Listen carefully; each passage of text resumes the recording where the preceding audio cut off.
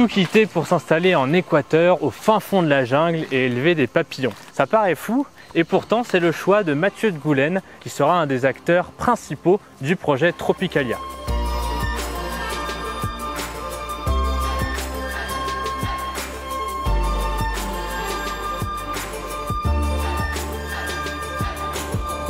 Bonjour Mathieu. Bonjour Mathieu. Ça va? Très bien et toi? Ça va, merci. Alors raconte-nous où nous sommes là. Eh bien écoute, nous sommes dans le nord-ouest de l'Équateur, dans une région qui s'appelle le Choco Andino, à 450 mètres d'altitude, dans une réserve privée qui est ma forêt de 50 hectares. Comment un Français se retrouve ici, au beau milieu de l'Équateur? Eh bien écoute, l'aventure a commencé il y a une trentaine d'années quand j'ai démarré le premier élevage de papillons en Amazonie équatorienne. Mais c'était pas chez moi et j'avais toujours gardé ce rêve d'un jour d'avoir une réserve privée et de monter mon propre élevage de papillons. C'est peut-être une formule ou une solution pour maintenir la diversité des papillons dans ces très belles forêts tropicales.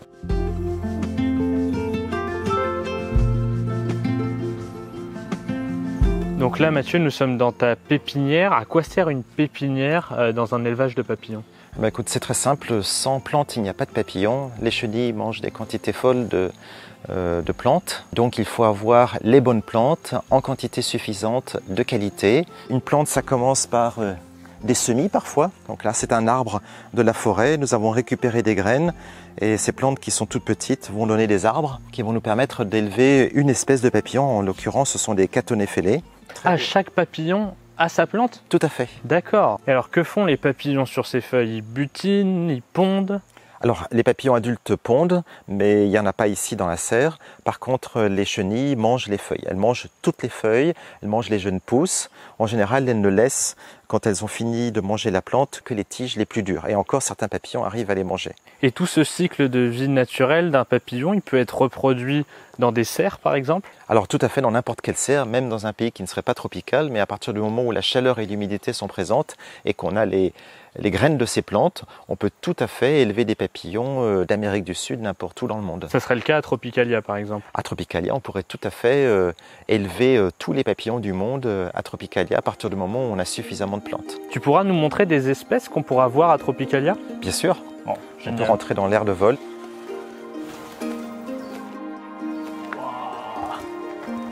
Oh, il y en a partout!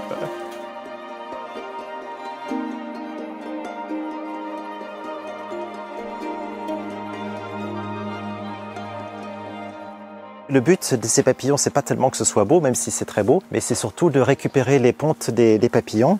Alors comment on voit une ponte? Alors en fait, donc là on a mis cette plante ce matin et les œufs sont tout petits et verts. Alors là, tu vois, ici, minuscule, c'est vraiment à peine visible. Ça met combien de temps à éclore un œuf comme ça? Ça met environ une semaine. Il faut avoir l'œil, hein. Ils sont minuscules. Voilà.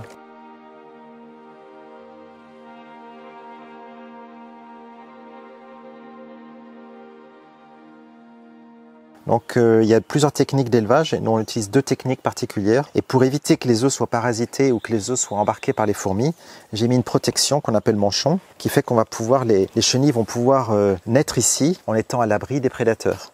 Donc on a le groupe d'œufs qui a été pondu par une seule femelle. Et donc pour être sûr que les œufs ne soient pas parasités, que les chenilles quand elles naissent, elles ne soient pas mangées, on la protège avec ce manchon. Ça s'appelle l'élevage sur plantes vivantes. Et après, dans les cubes d'élevage, on fait de l'élevage sur plantes coupées ou plantes en pot éventuellement.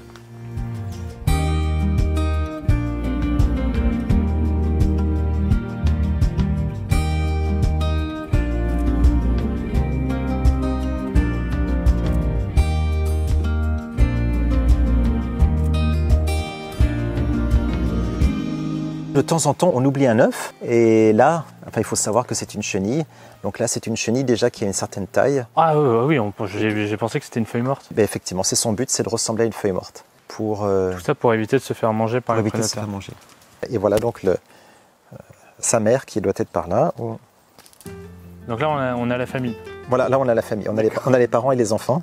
Ok.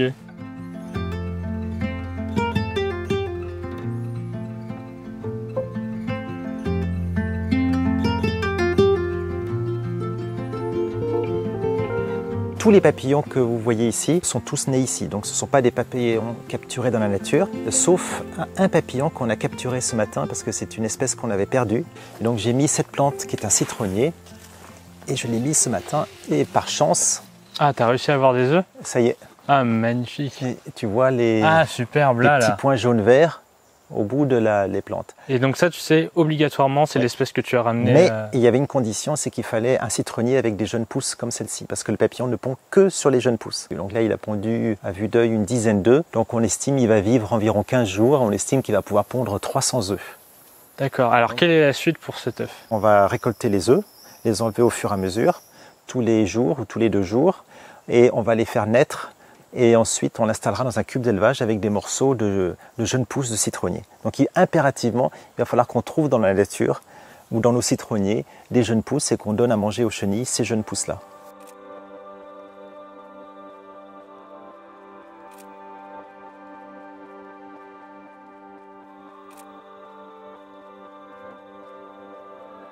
La ponte des œufs sur une feuille ici, dans cette aire de vol, est-ce que ça signifie que le papillon est en bonne santé? Tout à fait. Le fait qu'il trouve sa plante hôte et qu'il ponde des œufs, ça veut dire qu'il s'est adapté. Dans ce cas-là, c'est quand même assez intéressant parce que c'est un papillon qui vient de l'extérieur, qui n'était pas habitué à être enfermé et donc qui s'est pratiquement tout de suite adapté. Ça fait pas mal du tout, mais ça se sent et ça chatouille. Ouais. Et à un moment ou un autre, je pense que je vais éternuer. Je pense que ça va se terminer comme ça.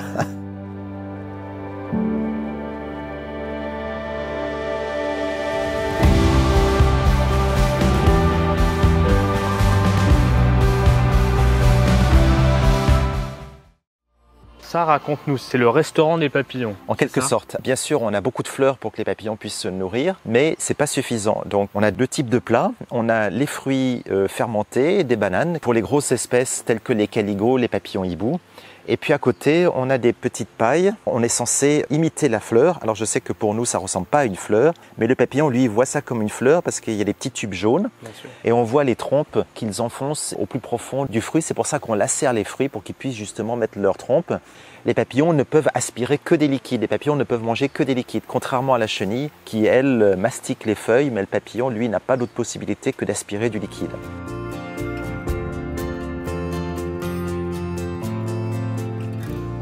Donc ça, c'est pour montrer un des 2 caligots que nous élevons ici. C'est le plus beau caligot qui s'appelle l'Atreus.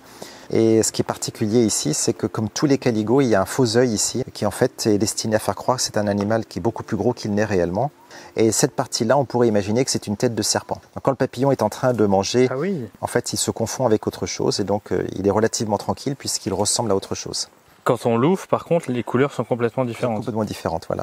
Donc là, il y a un magnifique reflet bleu. Là aussi, tous les bleus dans les papillons sont des couleurs structurelles, c'est-à-dire que ce sont des écailles avec une forme prismatique et qui attrapent la lumière. Et quand il y a beaucoup de lumière, c'est très vif. Et quand il n'y a pas de lumière, c'est très peu vif. Et donc ces couleurs-là lui servent à quoi?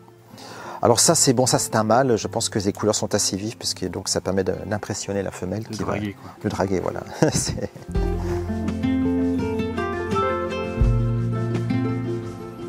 Alors là aussi, il y a une chose qui est très intéressante, ce sont ces fleurs jaune-orange. C'est la plante idéale pour les Heliconus, c'est la famille des concombres. Et cette plante donne non seulement du nectar aux papillons, mais elle leur procure du pollen. Et en fait, le pollen leur permet d'être plus féconds et de vivre des mois au lieu de vivre quelques semaines.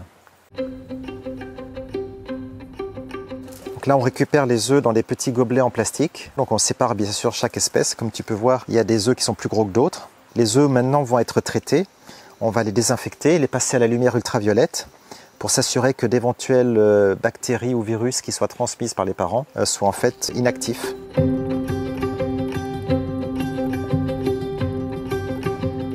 Sur chaque cube d'élevage, on a une petite fiche d'identité avec la date du début de l'élevage, le nom de l'espèce et la quantité de chenilles qu'on a placées. Donc déjà, les chenilles ont eu le temps de grandir un petit peu. Ah oui, waouh. Elles faisaient que quelques millimètres quand elles sont nées, donc là elles ont déjà pas mal grandi. Il faut savoir qu'une chenille mue plusieurs fois dans sa vie, parce qu'en fait c'est comme un enfant qui grandit, les vêtements deviennent trop petits, donc là en l'occurrence c'est la peau, et la chenille doit changer entre 4 et 5 fois pour une peau un peu plus souple. Alors ça c'est l'une des chenilles les plus urticantes qui existent. C'est une chenille de papillon de nuit qui est parée de multiples épines. Et toi tu les mets sur ton doigt tranquille? En la prenant comme ça, elle ne me pique pas. Mais par contre, si j'effleure ne serait-ce que les épines, elles ont une sorte de venin dans les épines et donc ça provoque une brûlure. C'est en fait une défense qu'a la chenille parce qu'elle n'est pas agressive en soi, mais elle se défend comme elle peut.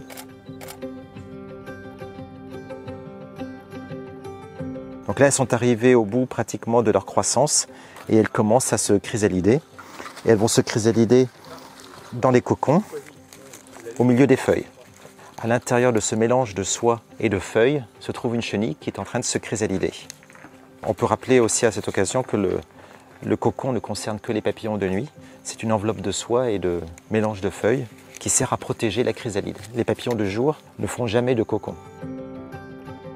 Là, ça permet d'illustrer la fameuse chrysalide dorée. C'est magnifique, on dirait un bijou. Voilà, qui est l'or le plus éphémère du monde puisqu'il dure 9 jours, le temps de la chrysalidation. On part d'une chenille qui est noire et blanche, ensuite une chrysalide qui est jaune pour devenir dorée, pour devenir un papillon qui est noir, orange et jaune. Elle change complètement de couleur tout au long de sa vie. Tout à fait. Incroyable.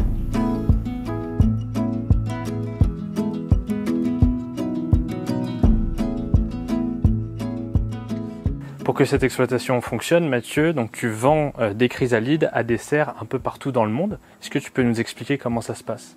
Eh bien écoute, voilà, une fois par semaine, on expédie des chrysalides, soit aux États-Unis, soit en Europe. On expédie à peu près 1500 chrysalides par semaine. Et donc c'est ces toutes petites boîtes qui partent? Voilà, alors on utilise ces boîtes de polystyrène qui ont l'avantage d'éviter les chocs thermiques. Dans une petite boîte comme ça, on met 400 chrysalides. 400 chrysalides. Alors là, il y a une première couche de coton. Ouais. Ce qu'on va faire, c'est que je vais commencer à disposer les chrysalides. Évidemment, dès que la chrysalide va être réceptionnée, donc dans quelques jours, il va falloir la placer immédiatement dans un éclosoir avec des conditions de température et d'hygrométrie qui, elles, doivent être vraiment très très contrôlées. Et parmi les serres qui sont tes clients, il y aura dans quelques mois Tropicalia. Tout à fait, et en plus l'avantage avec Tropicalia, c'est que contrairement à beaucoup de serres qui sont fermées l'hiver, ça va permettre d'expédier des papillons toute l'année et pour nous c'est très important d'avoir des personnes qui puissent nous commander des papillons toute l'année.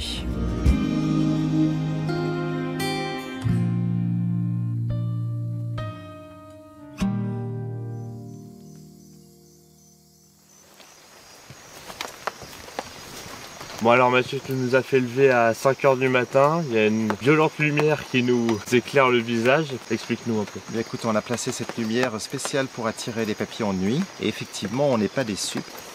On a les classiques sphinx, donc les papillons quand ils sont au repos, ils ont l'aile en forme de triangle. La partie la plus colorée de l'aile se trouve dans l'aile inférieure et elle est cachée par l'autre. Là il s'agit de Rothschildia le beau. Superbe. Il y a une partie transparente dans l'aile, ils ont des fenêtres. C'est un genre de papillons qui sont parmi les plus beaux en nocturne d'Amérique du Sud. Ils ont la particularité d'avoir une partie de l'aile sans écailles. D'accord. Et il y a combien d'espèces de papillons nocturnes dans le monde? Alors il y a 10 fois plus de papillons de nuit que de jour. Donc s'il y a 15 000 papillons de jour, on estime qu'il y a 150 000 papillons de nuit dans le monde, dont un certain nombre qui n'ont pas encore été découverts. Et en Équateur, tu dirais qu'il y en a combien? Entre 15 et 20 000. D'accord.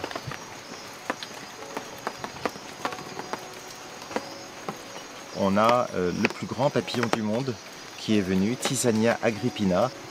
Il fait à peu près 30 cm d'envergure. C'est cet énorme papillon blanc.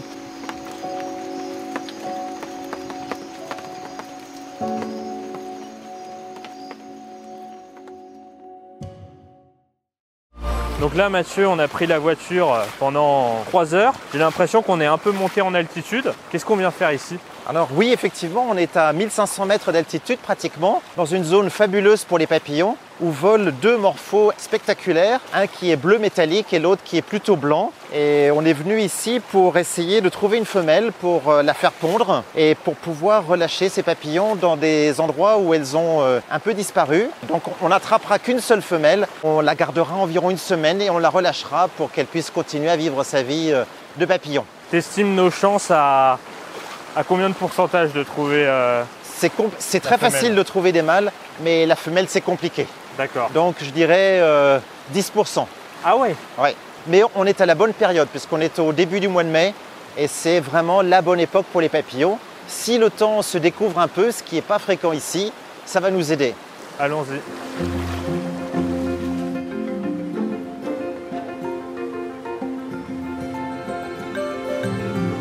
Alors du coup là on a préparé les appâts, est-ce que tu peux nous dire ce qu'il y a dans chacun des 2 seaux? Alors ici, on a les fruits fermentés, mélange de bananes et de goyave. On les met dans des petites poches comme ça va suinter. On va accrocher cette préparation à un arbre. Alors c'est surtout pour les femelles de papillons. C'est quoi? C'est l'odeur du coup qui va les attirer? C'est les sels minéraux, mais évidemment l'odeur ils la sentent comme nous. Et alors là, on a une autre mixture un peu plus compliquée. En principe, la première fois, quand on n'a jamais senti ça, on a un mouvement de recul. C'est donc un mélange de poisson pourri et d'urine. Ça sent très très fort. Et bon, c'est impossible. Oh la vache. Ça se fait des semaines à l'avance quand même. Ça ne se fait pas du jour pour le lendemain. Donc là, il faut que je mette sur des feuilles, de préférence lisses et grandes, cette mixture qui va, elle, plutôt attirer les mâles. Surtout, on ne gâche pas ce nectar. Donc là, on a placé un appât. Ça peut attirer les papillons qui sont à combien de mètres? 10-15 mètres. Quand les papillons vont commencer à sentir l'odeur, ils vont être attirés. Alors ça marche surtout s'il y a du soleil, donc on espère que le soleil va arriver. Ici, c'est jamais gagné, mais généralement vers midi, il y a une petite éclaircie. Et en chauffant, ça va diffuser l'odeur et ça devrait attirer nos papillons. D'accord, donc 10-15 mètres, pas plus, ça veut dire qu'il faut qu'on ait quand même relativement de la chance pour essayer d'attraper le... C'est pour ça qu'on en met un petit peu partout, parce qu'on va en mettre sur tout le bord de la rivière. C'est pas anodin si tu as mis un t-shirt bleu, c'est ça? Alors tout à fait, parce qu'en fait, je vais attirer les morphos vers moi. Ça permettra de mieux les observer. Ok, bon bah allons-y.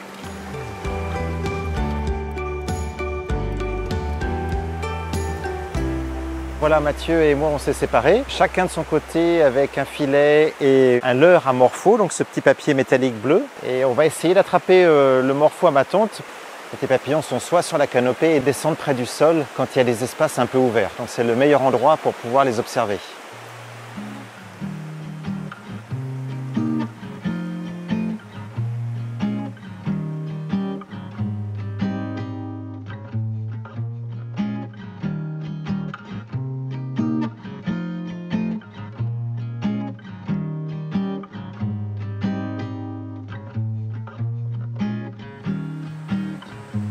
Là-bas, là-bas, là-bas, là-bas, là-bas, là, en plus il y en a.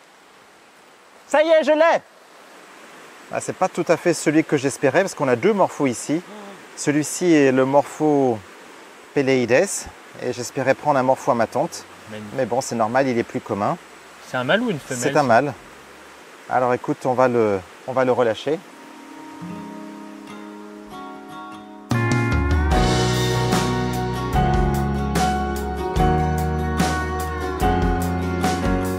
Ce jour-là, pas de chance. Nous repartons sans le fameux morpho à ma tonte. Mathieu de Golène ne lâchera rien et retentera sa chance pour essayer d'attraper une femelle. Grâce à ses œufs, il pourra espérer repeupler sa forêt de ce magnifique papillon.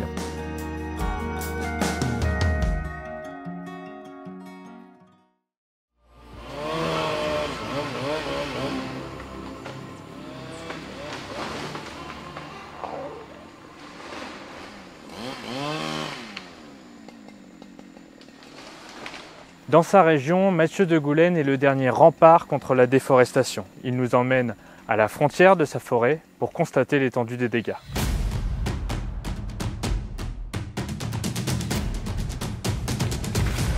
Donc là Mathieu, on marche dans tes 50 hectares de forêt. Tout ça, ça t'appartient. On peut voir une biodiversité étonnante. Et donc c'est ces hectares qui te permettent d'élever tes papillons. Et je crois que tu voulais nous montrer quelque chose. Oui, alors donc en fait on a racheter ces 50 hectares de forêt primaire qui sont parmi les derniers hectares de forêt préservés de la région. Il était important qu'il y ait quelqu'un qui les conserve et notre projet de papillons permet justement de conserver ces hectares car sans cette forêt, on n'aurait pas toutes les espèces de papillons qu'on peut élever. Malheureusement, d'un côté de la propriété, on voit que c'est entièrement défriché. Et c'est quelqu'un qui a acheté 300 hectares et qui a coupé toute la forêt. Donc maintenant, il n'y a plus que de l'herbe.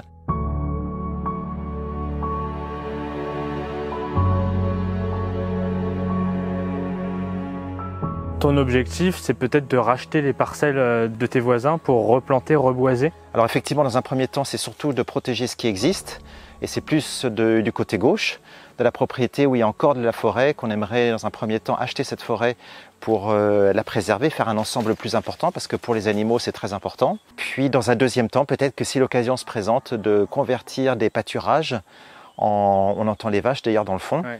de convertir ces pâturages en forêt, mais ça va prendre du temps et c'est un très gros investissement. C'est assez impressionnant, là, ça fait vraiment frontière, quoi. Ça s'arrête net. D'un côté, la forêt tropicale, la forêt vierge, et de l'autre côté, des champs, des pâturages. Et là, on voit très bien qu'aucune bête peut vivre, à part des bêtes d'élevage, quoi. Non, c'est-à-dire que chez nous, il y a 350 espèces de papillons de jour qui volent pratiquement en permanence. Là, chez le voisin où c'est coupé, s'il y a 30 espèces, c'est vraiment le maximum. Donc la diversité est diminuée par 10. Donc finalement, Mathieu, à quoi ça sert les papillons? Ben, écoute, les papillons sont très utiles parce que ce sont des marqueurs de biodiversité. Un endroit où il y a beaucoup de papillons, c'est un endroit à protéger en priorité parce qu'il y a non seulement des papillons, mais il y a des oiseaux et toute une faune, une flore évidemment très importante. Et alors, à quoi Tropicalia va servir dans ton élevage? Écoute, Tropicalia va faire venir ces papillons d'élevage et grâce à ces commandes de papillons, je vais pouvoir maintenir mon activité, continuer à employer mes 4 personnes, surtout à l'année. Finalement, Tropicalia aidera à conserver tes 50 hectares de forêt. Exactement, Tropicalia sera un partenaire très très important pour la conservation de cette forêt. Alors ça, c'est l'éclosoir des grands papillons. Donc, nos plus grands papillons sont déposés en chrysalide ici. Et donc aujourd'hui, il y a quelques naissances. Et certains de ces papillons vont aller dans les aires de vol. Et les papillons dont je n'ai pas besoin, parce qu'il y en a déjà assez dans les aires de vol, vont être relâchés à l'extérieur de la serre. Tous ceux qu'on voit, c'est des jeunes qui viennent d'éclore? Qui viennent d'éclore.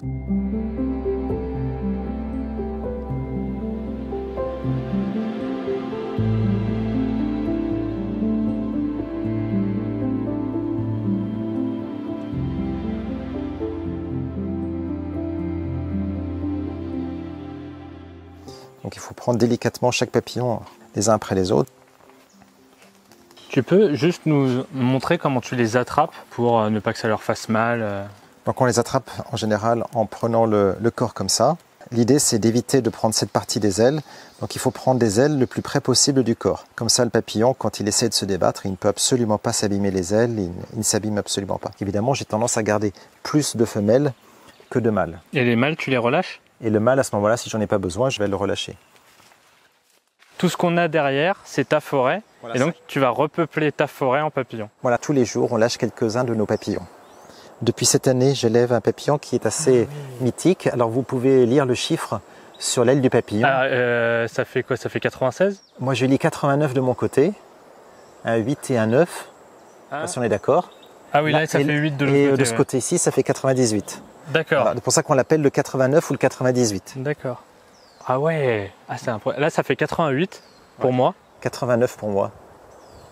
Et là effectivement 88, c'est-à-dire qu'en fait... Non, mais là le 89 est super bien dessiné, de l'autre côté, c'est impressionnant. Ouais. Ah, il faut quand même dire aussi qu'à partir du moment où on les lâche, jusqu'à présent ils étaient protégés des oiseaux et de différents prédateurs, mais à partir de maintenant ils vont être à la merci des oiseaux, de lézards, d'autres insectes aussi qui n'attendent que ça.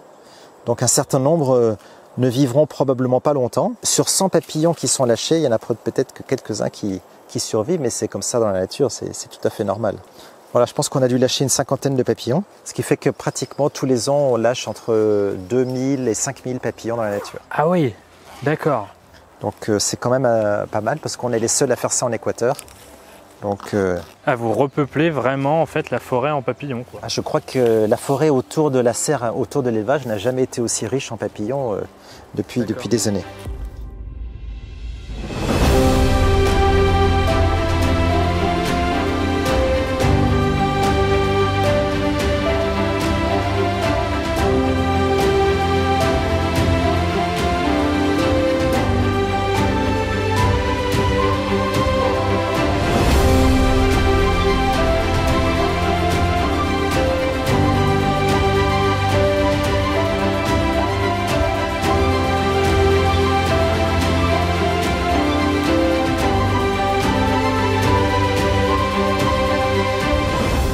Grâce à son élevage, Mathieu Degoulaine protège les papillons et toute la biodiversité de ses 50 hectares de forêt. Aujourd'hui, il est possible d'apercevoir dans cette zone de l'équateur certains papillons qui avaient disparu. Et tout ça grâce à ces lâchers de papillons et indirectement grâce à son élevage.